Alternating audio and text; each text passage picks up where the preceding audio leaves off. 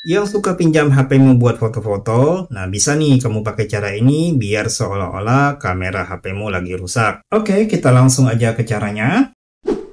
Masuk ke pengaturan HP-mu, klik sistem, lalu pilih opsi pengembang. Untuk opsi pengembang HP-mu cari aja ya sendiri di Google, soalnya jika saya uraikan satu persatu berdasarkan jenis HP-nya, bisa-bisa video ini jadi 2 jam durasinya.